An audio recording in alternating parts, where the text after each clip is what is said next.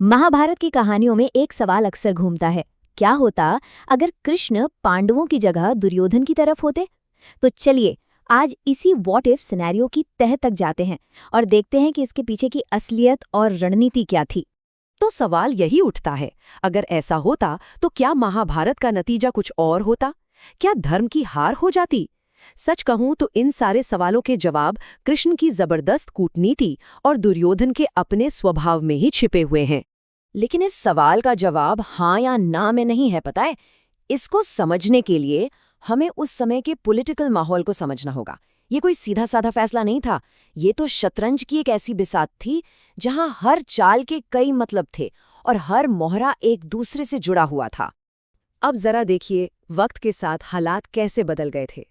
जब द्यूत क्रीड़ा हुई थी उसके फौरन बाद तो कृष्ण हस्तिनापुर पर हमला करने के लिए तैयार थे, पर युधिष्ठिर ने ही मना कर दिया। लेकिन 13 साल बाद कहानी पूरी तरह से बदल चुकी थी।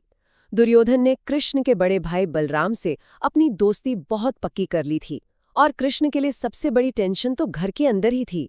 द्वारका में यादवों के बीच फूट पड़ चुकी थी और गृह युद्ध का खतरा मंडरा रहा था।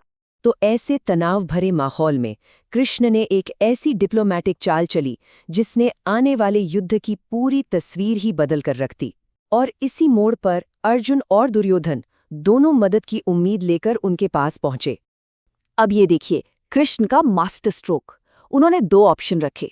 एक तरफ थे वो खुद, लेकिन शर्त ये थी कि वो हथियार नहीं उठाएंगे, और दूसरी तरफ थी उनकी विशाल, कभी न हारने वाली नारायणी सेना।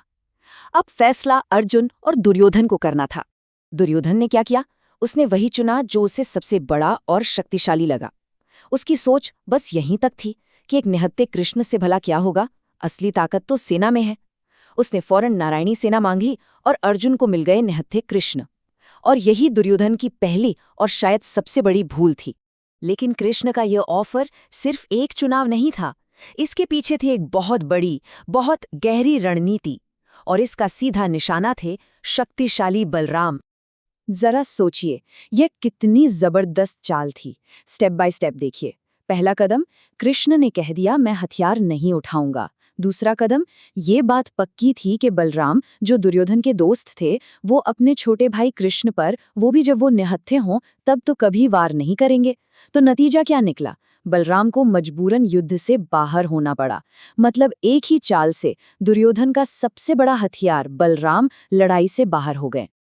और बलराम ये बात अच्छी तरह से जानते थे कि कृष्ण के हाथ में भले ही कोई हथियार न हो, लेकिन उनका दिमाग ही अपने आप में सबसे बड़ा और सबसे घातक शस्त्र है। अब बात करते हैं उस नारायणी सेना की, जिसे दुर्योधन अपनी सबसे बड़ी जीत मानकर फूला नहीं समा रहा था। पर इस सेना की भी एक सच्चाई थी जिसे दुर्योधन देख ही नहीं पाया। असल में ये सेना, ये कोई आम सेना नहीं थी। ये तो गोप युवाओं की एक ऐसी खतरनाक टुकड़ी थी जिसे खुद कृष्ण और बलराम ने ट्रेन किया था। लेकिन इतनी बड़ी ताकत अगर गलत हाथों में चली जाए तो तबाही मचा सकती है। कृष्ण के लिए जरूरी था कि या तो इस सेना को सही दिशा दी जाए या फिर इसे खत्म कर दिया जाए। और कहीं ना कहीं उन्हें ये भी पता था कि दिल से तो ये सैनिक उन्हीं के वफादार थे। और यहीं पर दुर्योधन ने एक और बड़ी बेवकूफ़ी कर दी। उसे ये डर था कि यह पूरी सेना एक साथ रही तो कहीं कृष्ण के लिए बगावत न कर दे। तो उसने क्या किया? उसने सेना को छोटे छोटे टुकड़ों में बांट दिया, और ऐसा करते ही सेना की असली ताकत ही खत्म हो गई। अब तक तो हमने दुर्योधन की स्ट्रेटेजिक गलतियां देखीं, लेकिन उसकी जो सबसे बड़ी भूल थी ना, वो उसकी रणनीति में नहीं बल्कि उसके स्वभाव में थी। इसी भूल ने ये साबित कर दिया कि कृष्ण कभी भी किसी भी हाल में उसका साथ क्यों नहीं दे सकते थे। जब लड़ाई टालने का एक आखिरी मौका था, जब कृष्ण खुद शांतिदूत बनकर हस्तिनापुर आए, तब दुर्योधन ने क्या किया? उसने कृष्ण को ही बंदी बनाने की कोशिश कर डाली। सोचिए कितनी बड़ी मूर्खता और कितना बड़ा अहंकार था ये। और बस इसी एक हरकत ने सब कुछ साफ कर दिया। उसने साबित कर दिया कि उसका स्वभाव धर्म के साथ हो ही नहीं सकता। तो जो सवाल हमने शुरू में पूछा था ना कि अगर कृष्ण दुर्योधन को चुनते, वो सवाल ही गलत है, क्योंकि कृष्ण कभी अधर्म को चुन ही नहीं सकते थे। तो इस पूरी कहानी से, इस पूरे घटनाक्रम से हमें आज की जिंदगी के लिए क्या सबक मिलता है? चलिए 3 बड़ी बातें समझते हैं। सबसे पहली और सबसे बड़ी सीख, इंसान का मूल स्वभाव बदलना लगभग नामुमकिन है। दुर्योधन का जो चरित्र था वही उसके विनाश का कारण बना। उसे ढेरों मौके मिले, लेकिन उसने हर बार अधर्म का ही रास्ता चुना। दूसरी सीख ये कि गठजोड़ और रिश्ते नाते ये सब वक्त के साथ बदलते हैं। जो आज आपके साथ सब कुछ करने का वादा कर रहे हैं, जरूरी नहीं कि कल भी वो आपके साथ खड़े हों। बलराम का उदाहरण हमारे सामने है। और तीसरी और शायद सबसे जरूरी सीख, आत्मनिर्भरता। कभी भी किसी पर भी पूरी तरह से डिपेंडेंट नहीं होना चाहिए। अरे सोचिए, जिनके सारथी खुद भगवान कृष्ण थे, उन्हें भी अपनी लड़ाई के लिए खुद की ताकत और अपने दिव्यास्त्रों पर भरोसा करना पड़ा। अर्जुन को इसके लिए स्वर्ग तक जाना पड़ा था।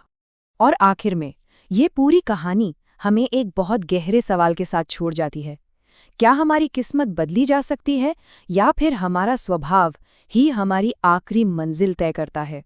इस पर सोचिएगा जरूर।